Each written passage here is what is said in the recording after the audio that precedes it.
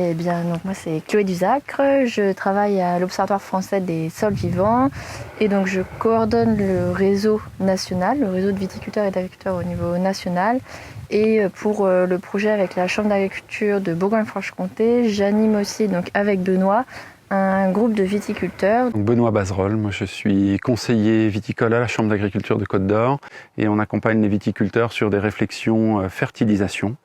Donc on réalise des prélèvements de sol et parfois sous-sol dans le cadre de futures plantations et on va leur apporter des conseils sur leur stratégie d'apport, d'amendement, de fertilisants au printemps, de choix de matériel végétal pour des futures plantations ou des complantations. Donc voilà, métier très varié, très prenant, mais très passionnant. Je m'appelle Ferrand Thierry et je suis conseiller pédologue donc à la Chambre d'agriculture donc de la Nièvre. Bonjour, Emilien Perrousset, conseiller à la Chambre d'agriculture. Je m'occupe des agriculteurs donc, dans le groupe REVA. Donc, je suis en appui technique, pas scientifique, mais plutôt technique sur le sol.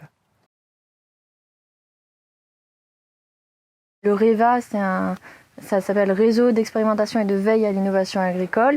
C'est un réseau national. Le programme REVA, c'est un programme qui a commencé par une batterie d'analyse de sol en 2018. Donc on a fait sur notre secteur de Saône-et-Loire 12 prélèvements donc chez 12 agriculteurs différents. Donc ces agriculteurs sont dans le programme REVA, sont suivis par nous conseillers et les différents intervenants scientifiques, donc des laboratoires ou des professionnels du sol. Ça passe du coup par des prélèvements de sol, des analyses, et puis on finit le travail avec eux sur des restitutions de résultats, on appelle ça, où ils vont travailler en groupe et avec les experts scientifiques à comprendre leurs résultats, comprendre l'impact de leurs pratiques et essayer de mettre en place des plans d'action pour améliorer les pratiques et aussi leur impact sur le milieu. Alors le projet REVA, il faut le prendre déjà comme un outil. C'est un outil de diagnostic en fait, qui va vraiment être basé sur tout ce qui va être bien sûr la qualité biologique des sols et donc son activité biologique. On utilise entre guillemets 5 grands indicateurs. Donc on va vraiment travailler sur tout ce qui va être nématofaune, sur ce qui va être les vers de terre, donc avec les 3 types de vers de terre qu'on va retrouver en différentes profondeurs.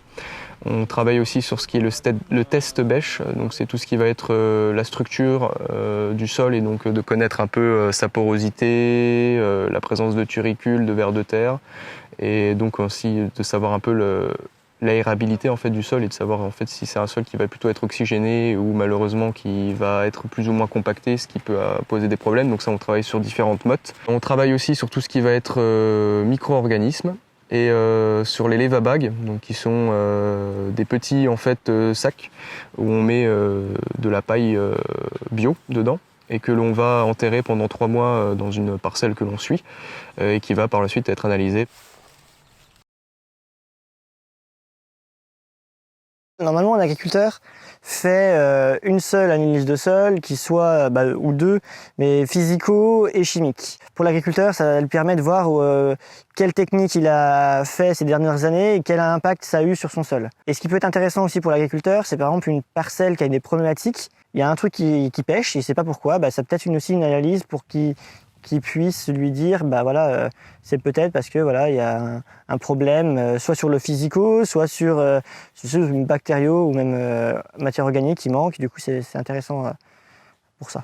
Et du coup l'intérêt de travailler en groupe aussi par rapport au fait qu'on veut être résilient le plus vite possible, c'est qu'on démultiplie en fait les tests et s'il y a quelque chose qui ne marche pas chez quelqu'un, on essaye de s'en inspirer, de l'améliorer et d'éviter de reproduire que les 100 viticulteurs autour de nous reproduisent la même erreur et du coup de perdre du temps. Donc ça permet aussi d'aller plus vite et peut-être de trouver une solution plus rapidement par rapport à l'urgence climatique justement.